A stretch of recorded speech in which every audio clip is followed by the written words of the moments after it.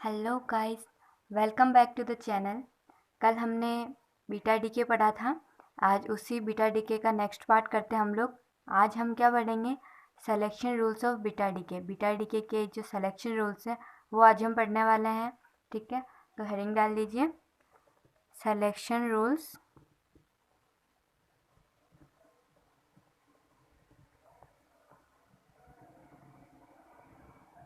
Of beta DK.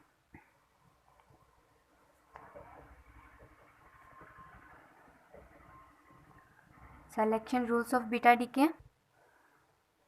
देखिए, beta decay में जो ट्रांजिशंस हो रहे हैं वो ट्रांजिशंस जो है वो अलाउ भी हो सकते हैं और फॉरबिडन भी हो सकते हैं। ठीक है, तो हमारा जो क्वेश्चन आता है उसमें हमसे पूछा जाता है कि कौन सा ट्रांजिशन अलाउड है, कौन सा फॉरबिडन है। फॉरबिडन में भी फर्स्ट फॉरबिडन कौन सा है, सेकंड फॉरबिडन कौन सा है, अलग अलग चीज़ें इसमें होती है, तो उनके अकॉर्डिंग क्वेश्चन बनता है। ठीक है, तो हम देखते हैं कि कौन कौन से ट्रांजिशन होते हैं। या तो ट्रांजिशन अलग होगा या फिर हमारा जो ट्रांजिशन है वो बीटा डीके का ट्रांजिशन फॉरबिडन होगा। ठीक है, तो इसमें हम लोग लिखेंगे दो कैटेगरीज में इसको क्लासिफाई करते हैं हम लोग। एक तो अलाउड ट्रांजिशन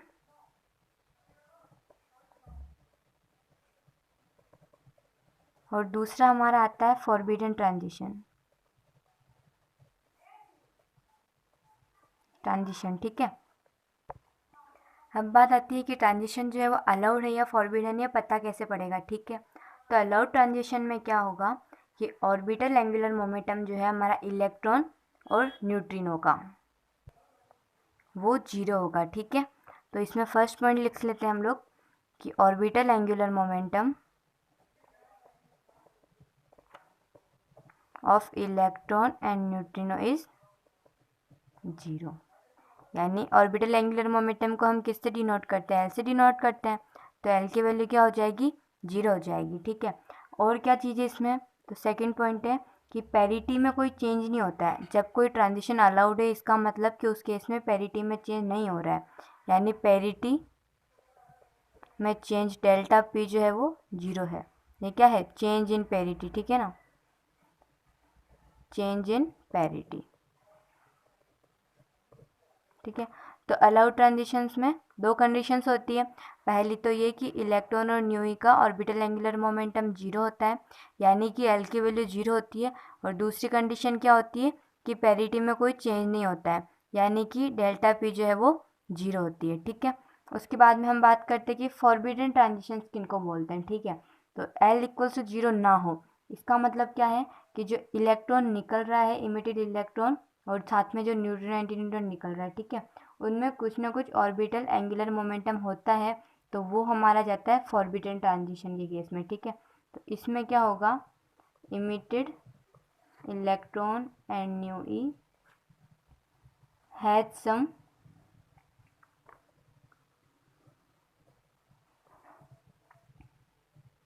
एंगुलर मोमेंटम। ठीक है, उनका कुछ एंगुलर मोमेंटम होता है। अब सबसे पहले हम पढ़ते हैं अलाउड ट्रांजिशंस की बात करते हैं हम डिटेल में। ठीक है, तो हम बात कर रहे हैं अलाउड ट्रांजिशंस की।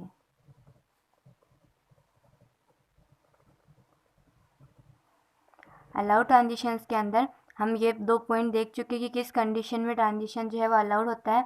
अब देखिए, इसमें वापस दो तरीके से हम कोई रिएक्शन है, ट्रांजिशन हो रहा है, उसको क्लासीफाई करते हैं। पहला होता है हमारा फर्मी ट्रांजिशन। ठीक है, और दूसरा होता है हमारा गेमो टेलर ट्रांजिशन। ठीक है, एफ बोलते हैं शॉर्ट में, इसको शॉर्ट में जीटी बोलते हैं। ठीक है, तो फर्मी ट्रांजिशंस, गेमो टेलर ट्रांजिशन। तो कुछ ट्रांजिशंस जो होंगे जो तो फर्मी के अकॉर्डिंग हमको अलाउ होंगे, क्योंकि हम अलाउ ट्रांजिशन पढ़ रहे हैं, तो कुछ ट्रांजिशंस हमको फर्मी के अकॉर्डिंग अलाउड होंगे और कुछ ट्रांजिशंस हमको जीटी के अकॉर्डिंग अलाउड होंगे। तो इनमें कंडीशंस देखते हैं हम कि फर्मी अलाउड ट्रांजिशन कब होगा कोई ट्रांजिशन। तो फर्स्ट आता है हमारा कि चेंज इन जे। जे हमारा क्या है? टोटल एंगुलर मोमेंटम है। ये हम कैसे निकालते हैं? तो हमने जब शेल मॉडल में स्पिन पैरिटी निकालना सीखा था, तो उस केस में हमने स्पिन एंगुलर मोमेंटम निकाली थी ना, वही चीज़ है ये। ठीक है, तो फर्मी ट्रांजिशन एफ जो है फर्स्ट कंडीशन उसकी होती है कि change in angular momentum delta J, यानी जे आई माइनस का जे एफ जो है वो क्या होना चाहिए, 0 होना चाहिए। ठीक है, मतलब इसमें कोई चेंज नहीं होना चाहिए। सेकंड जो हमारी कंडीशन है वो है कि डेल्टा एस जो है वो 0 होगा। ठीक है, डेल्टा एस स्पिन के लिए आया है। ठीक है, अब इसमें कंडीशन क्या होती है कि डेल्टा जे जो है यानी टोटल एंगुलर मोमेंटम में जो चेंज आ रहा है, जिसको हम क्या लिखते हैं, जे आई माइनस जे एफ का मोड, वो क्या होता है, 0 भी हो सकता है और +-1 भी हो सकता है। ठीक है, लेकिन इसमें साथ में रिस्ट्रिक्शन क्या आ जाता है कि जो ट्रांजिशन है ना वो 0 से 0 में नहीं होना चाहिए।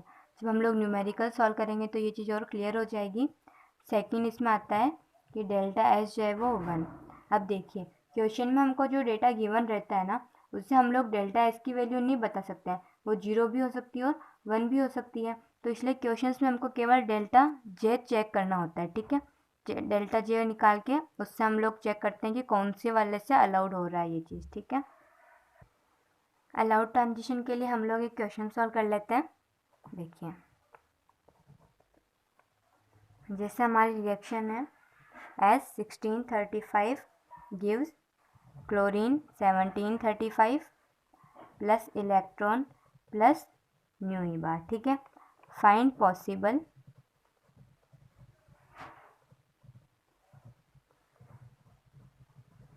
Beta decay transition. ठीक है, तो हमको इक्वेशन दे दिए, हमको बताना है कि कौन सा बीटा डीके ट्रांजिशन इसमें होगा। तो देखिए इसके लिए हमको जे की वैल्यू निकालनी पड़ेगी सबसे पहले, क्योंकि इसी कंडीशन से हम चेक करेंगे। डेल्टा एस की वैल्यू हमको के बारे में हमको क्वेश्चन में भी कुछ गिवन नहीं है ना। तो देखिए डेल्टा जे निकालने के लिए सबसे पहले हम बात करते हैं इनिशियल जी आई निकालते हैं। तो S1635, अब जब हमने स्पिन पैरिटी एंगुलर मोमेंटम इन सब चीज़ों की बात की थी शेल मॉडल में, तो देखिए इसमें प्रोटॉन कितने हैं, 16 है, न्यूट्रॉन कितने हैं, 35 माइनस 16, यानी कितना बचना हमारे पास में, 19 हुआ। ठीक है, तो 19 हो गए न्यूट्रॉन। तो इनमें से ओड कौन से हैं, न्यूट्रॉन्स ओड है। अब फिलिंग के लिए हमने देखा था इसमें जो दोनों तरीके बताए थे मैंने, मैं उसमें सेकंड वाला यूज लेती हूँ, श्री प्रिया प्रिया दादिज श्री दादिज फेल पास। वैसे ज़्यादा आगे काम नहीं आएगा हमारा ना, तो हम यहीं तक देख लेते हैं। अब देखिए इसमें क्या बढ़िया, इसमें मतलब जे की वैल्यू क्या होती है, हाफ। अब पी के लिए हाफ और 3/2 दोनों होती है। पहले हम कौन सी लिखते हैं, बड़ी वाली यानी 3/2, फिर छोटी वाली हाफ। डी के अंदर कौन सी होगी, डी के लिए l equals to 2, s equals to half होता है। तो डी के लिए जे की वैल्यू क्या होगी, 5/2 3/2, पहले बड़ी वाली फिर छोटी वाली, और एस के लिए तो एल 0 होता है तो हमेशा जे हाफ ही होता है। अब ये सब नीचे क्या है, जे की वैल्यू है, ऊपर कितना बढ़ सकते हैं हम, 2j+1 तक बढ़ सकते हैं। इसमें कितने बढ़ सकते हैं, 2, इसमें 4, इसमें 2, इसमें 6, इसमें 2, इसमें 4, काउंट करके देखते हैं ना, 2 4 6 8 8 एंड 6 14 14 और 2 16 16 और 4 20। तो यहाँ तक 20 बढ़ सकते हैं। हमको कितने बढ़ने, 19 बढ़ने, यानी यहाँ पर हमको 3 ही फिल करना है। ठीक है, तो हमारा जो लास्ट वाला था वो किस में गया, D 3/2 में गया। D 3/2 में गया, इसका मतलब इसके लिए जो JP की वैल्यू होती है हमारे, वो क्या हो जाएगी, J की वैल्यू 3/2 आ चुकी है। और पैरिटी की बात करते हैं अब हम, तो पैरिटी क्या हो जाती है, -1/L हो जाती है। L की वैल्यू इसमें कितनी है, 2 है, तो -1/2 यानी +1, तो 3/2 प्लस आ जाएगा। ठीक है, उसके बाद में हम इसका तो बन गया, ये तो हमारा क्या हुआ, JI के लिए हो गया। अब फाइनल के लिए निकालते हैं हम लोग, तो क्लोरीन 1735। ठीक है, इसमें प्रोटॉन कितने हैं, 17 है, न्यूट्रॉन कितने हैं, 35 माइनस 17, 35 माइनस 17 18 हो गया। इसमें प्रोटॉन ओड है। ठीक है, अब इसी तरीके से फिल करके देखते हैं, तो हम देखते हैं 17 वाला जो है वो किस में जाएगा, इसमें भी सेम चीज़ में जाएगा, D 3/2 में ही। इसके लिए भी क्या हो गई, सेम चीज़ आ गई, यानी JP जो है हमारी वो 3/2 प्लस आ गई, क्योंकि लास्ट वाला क्या है इसमें n इक्वल, इसमें प्रोटॉन की वैल्यू 17 है तो इसमें भी लास्ट वाला इसी में जाएगा, इसमें 19 है तो भी इसी में जाएगा। ठीक है ना, फिल करके देख सकते हैं हम लोग।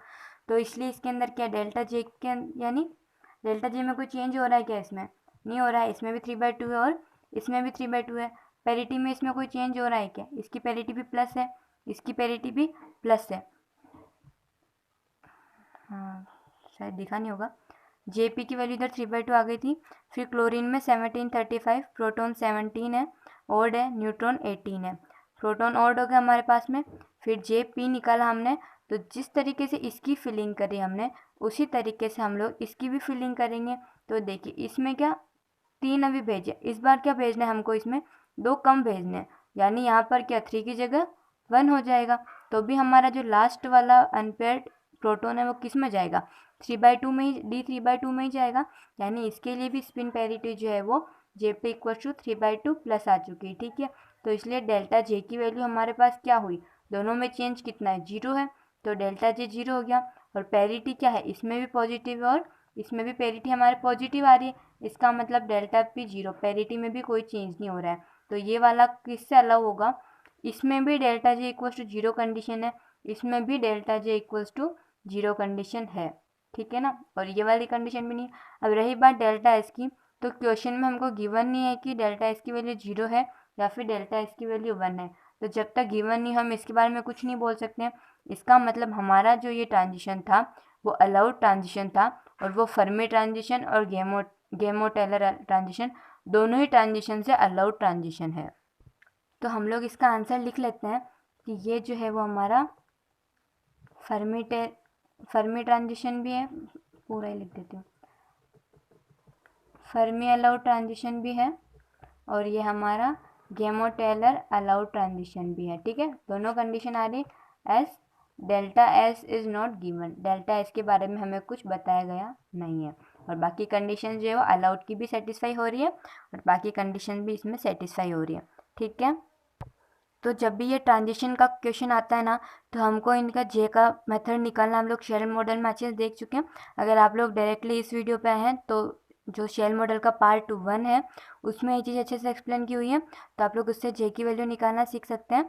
और बस इसमें जे की वैल्यू निकाल के चेक करना है हमको कि डेल्टा जे की वैल्यू क्या है और पैरिटी चेंज हो रही है या नहीं हो रही, उससे हमको पता पड़ जाएगा। ठीक है, अब अलाउड ट्रांजिशन हमने देख लिए हैं। इसके बाद में हमने बात की थी फॉरबिडन ट्रांजिशन की, तब हम फॉरबिडन ट्रांजिशंस को पढ़ते हैं। फॉरबिडन ट्रांजिशन हेडिंग डालते हैं।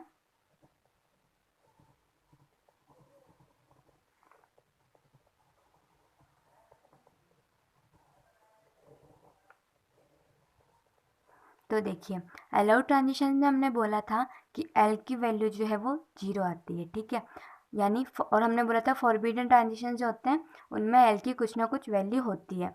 तो एल की वैल्यू कुछ भी हो सकती है। हम लोग बात करते हैं अगर एल की वैल्यू 1 होती है। ठीक है, एल की वैल्यू अगर 1 है तो उसको हम बोलते हैं फर्स्ट फॉरबिडन ट्रांजिशन।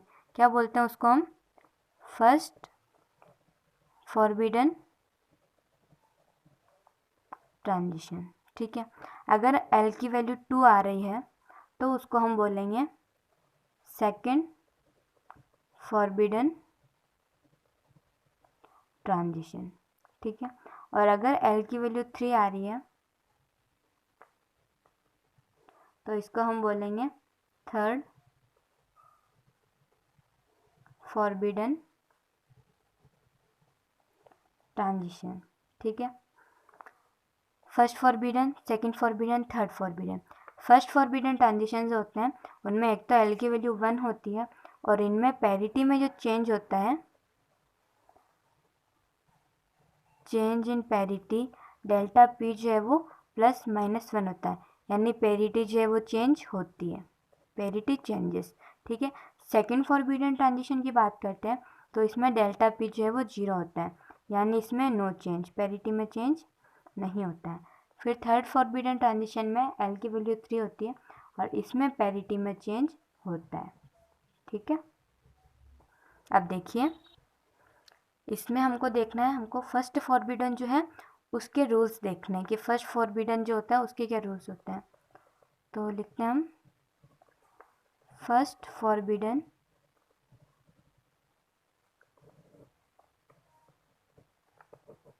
ट्रांजिशंस। ठीक है, तो फर्स्ट फॉरबिडन में हमने देखा था कि एल की वैल्यू तो क्या होती है 1 होती है, और पैरिटी में डेल्टा एल की वैल्यू, डेल्टा पी की वैल्यू जो है वो क्या है, ±1 है, यानी पैरिटी जो है वो चेंज होती है। ठीक है, जैसे उसमें था फर्मी और गेमो-टेलर के अकॉर्डिंग, वैसे ही इसमें भी है। ठीक है, फर्मी और ये जीटी, इसमें सेम चीज़ वही, डेल्टा एस की वैल्यू क्या थी, 0 थी, और इसमें डेल्टा एस की वैल्यू 1 है। ठीक है, अब जे के लिए क्या रूल होता है, तो डेल्टा जे जो है वो इसमें होता है 0 और ±1, यानी एंगुलर, टोटल एंगुलर मोमेंटम में जो चेंज है वो यहाँ पर 0 और +-1 हो सकता है। रिस्ट्रिक्शन क्या है कि ट्रांजिशन जो है वो जे की वैल्यू 0 से 0 में नहीं होना चाहिए। ठीक है, और इसमें बात करते हैं कि हमारा ट्रांजिशन जो है वो जीटी फर्स्ट फॉरबिडन ट्रांजिशन कब कहलाएगा। उसकी कंडीशन होती है कि डेल्टा जे जो है वो 0, +-1, +-2, इनमें से कुछ भी हो सकता है। रिस्ट्रिक्शंस इसमें क्या रहती हैं कि जो ट्रांजिशन है वो 0 से 0 नहीं होना चाहिए, हाफ से हाफ नहीं होना चाहिए, और 0 से 1 में नहीं होना चाहिए, 0 और 1 के बीच में नहीं होना चाहिए। ठीक है, 0 से 0 के बीच में नहीं होना चाहिए, तो वो फर्मी ट्रांजिशन होगा, Fermi first forbidden transition. Delta J की उसमें वैल्यू 0 +-1 होती है। जब हमारे जीटी फर्स्ट फॉरबिडन ट्रांजिशन की बात करते हैं तो डेल्टा एस तो जीटी में क्या 1 होता है, डेल्टा जे जो है वो 0, +-1, +-2 हो सकता है। रिस्ट्रिक्शंस क्या है इसमें, 0 से 0, यानी 0 और 0 के बीच में नहीं होना चाहिए, हाफ और हाफ के बीच में नहीं होना चाहिए, और जे की वैल्यू जो है वो 0 और 1 हो तो उनके बीच में नहीं होना चाहिए ट्रांजिशन। इसमें एक नोट लगा लेते हैं। देखिए, हमने पहले पढ़ा था अलाउड ट्रांजिशन, फिर हमने पढ़े फॉरबिडन ट्रांजिशंस, उसके बाद में हमको पता है फॉरबिडन में भी first forbidden, second forbidden and so on होते हैं। ठीक है, तो जो अलाउड ट्रांजिशंस होते हैं उनकी प्रोबेबिलिटी जो होती है वो फर्स्ट फॉरबिडन ट्रांजिशन होने के कंपैरिजन में, उनके कंपैरिजन में 100 गुना ज़्यादा होती है। ठीक है, इस तरह से फर्स्ट फॉरबिडन ट्रांजिशन के होने की प्रोबेबिलिटी सेकंड फॉरबिडन ट्रांजिशन से 100 गुना ज़्यादा होती है, एंड सो ऑन। ठीक है, इस पॉइंट को हम लोग लिखते हैं कि प्रोबेबिलिटी ऑफ allowed transitions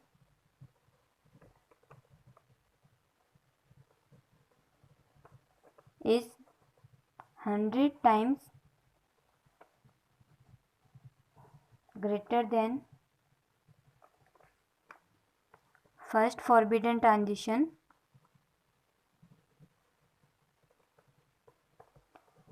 यानी फर्स्ट फॉरबिडन के कंपैरिजन में अलाउड की जो प्रोबेबिलिटी है वो 100 गुना ज़्यादा होती है। ठीक है, फिर probability of first forbidden transition is 100 times more than second forbidden transition and so on। ठीक है, तो ये प्रोबेबिलिटी का हमने देख लिया है। न्यूमेरिकल देख लेते हैं अब हम लोग। एक क्वेश्चन है, S1637 gives 17 chlorine 37 plus electron plus nu E bar. Find type of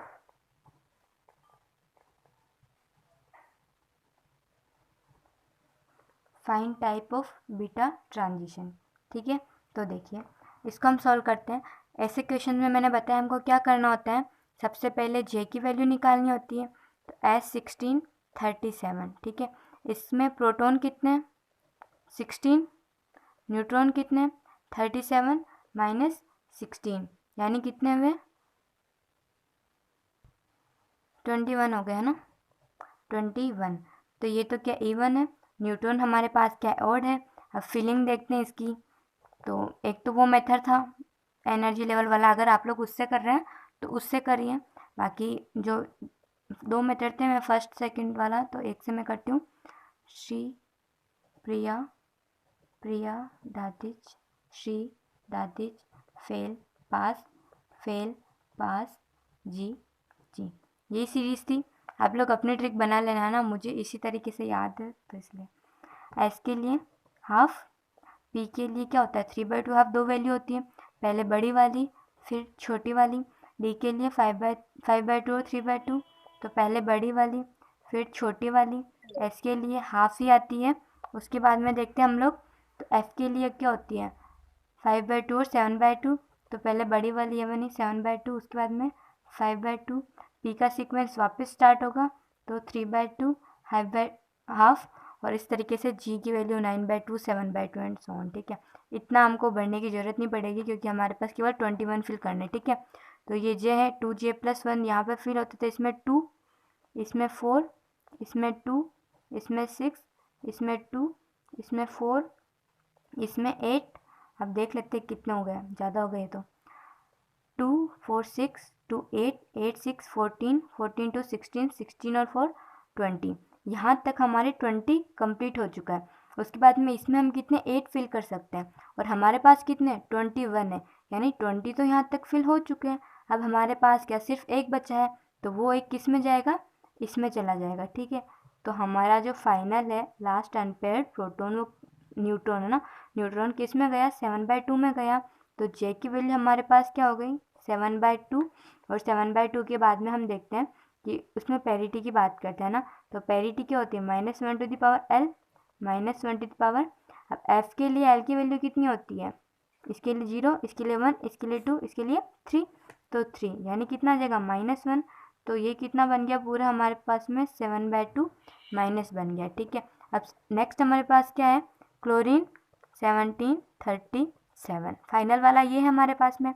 इसके लिए प्रोटॉन कितने हैं, एटॉमिक नंबर 17, इसमें न्यूट्रॉन कितने हैं 37 - 17 यानी 20। तो इस बार न्यूट्रॉन क्या है इवन है, प्रोटॉन क्या है 17 यानी ओड है। इस बार हमको 17 फिल करना है, तो ये कहाँ तक जाएगा जो देखते हैं हम लोग, देखिए इसी में चेक कर लेते हैं 2 4 6 2 8 8 6 14 14 2 16, और यहाँ तक 20 है ना, 16 तो यहाँ हो गए।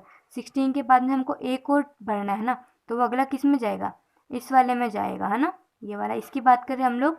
तो जो प्रोटॉन हमारा 17 है ना, तो यहाँ तक तो 16 भरने आया है, 17 हमारा इसमें जाएगा, यानी इसके लिए क्या हो जाएगा जे की वैल्यू कितनी हो जाएगी हमारी 3/2।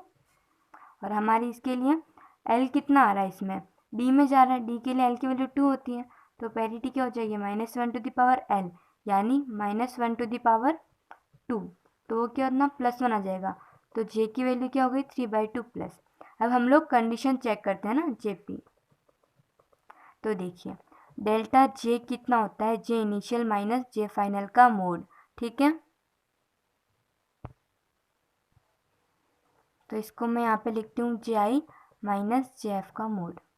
इनिशियल जे कितना है मेरे पास में 7/2 था इसके लिए। ठीक है, तो 7/2 माइनस फाइनल जे की वैल्यू क्या है मेरे पास 3/2 है, तो 3/2 7/2 माइनस 3/2 यानी क्या हो जाएगा, ये 7 - 3 का तो 4, 4/2 यानी 2। तो डेल्टा जे की वैल्यू हमारे पास में क्या आ गई है 2 आ गई है। ठीक है, और पैरिटी की बात करते हैं तो इसकी पैरिटी कितनी है नेगेटिव, इसकी कितनी है प्लस, यानी पैरिटी में चेंज हो रहा है। ठीक है, तो पैरिटी चेंजेस। अब देखिए कंडीशन क्या बनी हमारे पास कि डेल्टा जे की वैल्यू 2 आ गई है और पैरिटी में चेंज हो रहा है। तो ये कंडीशन किस केस में होती है, तो अभी हमने पढ़ा था फर्स्ट फॉरबिडन ट्रांजिशन जो होता है उसके अंदर पैरिटी में चेंज होता है, और डेल्टा जे की वैल्यू इसमें +-2 है क्या, नहीं है, इसमें है डेल्टा जे की वैल्यू। ठीक है, तो इसका मतलब 2 इसमें आ रही, तो ये क्या गेमो-टेलर फर्स्ट फॉरबिडन ट्रांजिशन हो जाएगा। ठीक है, तो इसलिए ये हमारा कौन सा हो जाएगा GT फर्स्ट फॉरबिडन ट्रांजिशन। ठीक है, अब हम देखते हैं कि सेकंड फॉरबिडन ट्रांजिशन जो होता है उसके क्या रूल्स होते हैं, एक बार ध्यान रखने के लिए उनको देख लेते हैं हम लोग ऐसे ही। सेकंड फॉरबिडन ट्रांजिशन,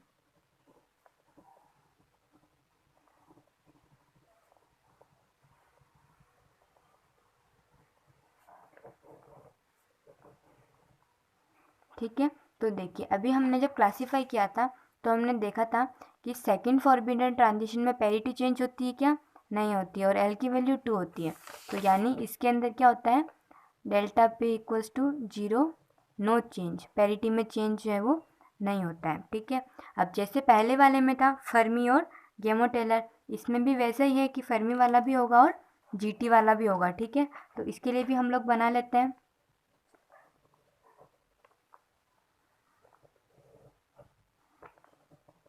फर्मी, इसको क्या बोलेंगे फिर, फर्मी सेकंड फॉरबिडन ट्रांजिशन, और गैमो-टेलर जीटी, ठीक है, जीटी सेकंड फॉरबिडन ट्रांजिशन।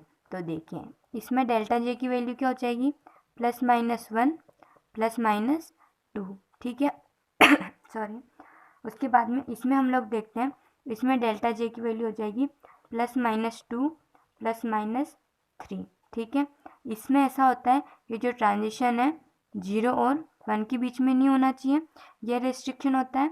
और इसमें रेस्ट्रिक्शन होता है कि जो ट्रांजिशन है वो 0 और 2 के बीच में नहीं होना चाहिए, ठीक है। और डेल्टा एस की वैल्यू हमको पता है कि फर्मी में क्या होती है, 0 होती है, और जीटी में क्या होती है, डेल्टा एस इक्वल्स टू 1 होता है। हमारा क्वेश्चन में हमको कैसे किससे मतलब होता है, डेल्टा जे से, है ना, वो हम निकाल के देखते हैं। तो ये हमारी कंडीशंस हो गई हैं। तो आज हमने क्या पढ़ा वो रिकॉल कर लेते हैं। आज हमने बीटा डिके के सिलेक्शन रूल्स के ऊपर बात करी। ट्रांजिशंस अलाउड कब होते हैं, ट्रांजिशंस फॉरबिडन किसको बोलते हैं, तो जब एल इक्वल टू 0 हो तो वो अलाउड होता है। दो कंडीशन होती है इसमें, l equal to 0, delta p change in parity जो है वो इसमें 0 होता है। फिर फॉरबिडन ट्रांजिशन के अंदर क्या होता है कि एल की वैल्यू 0 नहीं होती है। अलाउड ट्रांजिशन में एल की वैल्यू 0 होती है। उसके बाद में अलाउड भी फर्मी, गैमो-टेलर जीटी दोनों तरीके से हो सकता है। इसमें change in angular momentum delta G 0 होता है। इसमें 0 और +-1 होता है। 0 से 0 ट्रांजिशन जो है वो अलाउड नहीं होता है, ठीक है। डेल्टा एस इसमें 0 होता है। डेल्टा एस जीटी के अंदर हमेशा 1 होता है। हमको क्वेश्चन में केवल जे से मतलब होता है। हमने ये एग्जाम्पल देखा था जिसमें हमने पॉसिबल बीटा डी के ट्रांजिशन निकालना था, और हमने देखा था कि इसमें डेल्टा एस तो गिवन ही था, और बाकी कंडीशन जो थी वो दोनों से सेटिस्फाई हो रही थी, इसलिए फर्मी अलाउड भी था और जीटी अलाउड भी था। उसके बाद में अलाउड ट्रांजिशन के बाद में हमने बात की थी फॉरबिडन ट्रांजिशंस की। फॉरबिडन ट्रांजिशन में l equals to 1, l equals to 2, l equals to 3, first forbidden, second forbidden, third forbidden. इसमें पैरिटी चेंज होती है, इसमें नहीं होती, इसमें वापस होती है, ठीक है। फर्स्ट फॉरबिडन की बात की थी फिर हमने कि एल की वैल्यू 1 होती है, पैरिटी चेंज होती है। फर्मी और जीटी में डेल्टा एस वो तो इसमें 0 होता है, इसमें 1 होता है जो होता है, ठीक है। फिर डेल्टा जे की वैल्यू इसमें 0 +-1 होती है, इसमें 0 +-1 +-2 होती है। और ये इनमें जो रिस्ट्रिक्शंस है उनकी बात की थी। फिर प्रोबेबिलिटी की बात की थी कि अलाउड की प्रोबेबिलिटी जो होती है वो फर्स्ट फॉरबिडन से 100 गुना ज़्यादा होती है। फर्स्ट फॉरबिडन ट्रांजिशन के होने की प्रोबेबिलिटी सेकंड फॉरबिडन ट्रांजिशन के होने की प्रोबेबिलिटी से 100 गुना ज़्यादा होती है, एंड सो ऑन, ठीक है। उसके बाद में हमने फर्स्ट फॉरबिडन के लिए एग्जाम्पल सॉल्व किया था, ठीक है। एग्जाम्पल के बाद में हमने देखा था कि जो सेकंड फॉरबिडन ट्रांजिशन है इसके क्या रूल्स होते हैं, ठीक है। तो यहाँ पर हमारा बीटा डी की कंप्लीट होता है। इसके रूल्स को, इसकी थ्योरी को, जो हमने कल थ्योरी की थी वो भी बहुत इंपॉर्टेंट है। और आज जो कि आई होप आपको समझ आया होगा। इनके ज़्यादा से ज़्यादा क्वेश्चन की प्रैक्टिस कीजिए। क्वेश्चन ज़्यादा इससे ऐसा नहीं कि कुछ अलग आ जाएगा, टफ हो जाएगा, ये है जो ही चीज़ें हैं बस इसी को अच्छे से दिमाग में रखिए, याद करिए, अच्छे से पढ़ते रहिए, ठीक है। Thank you.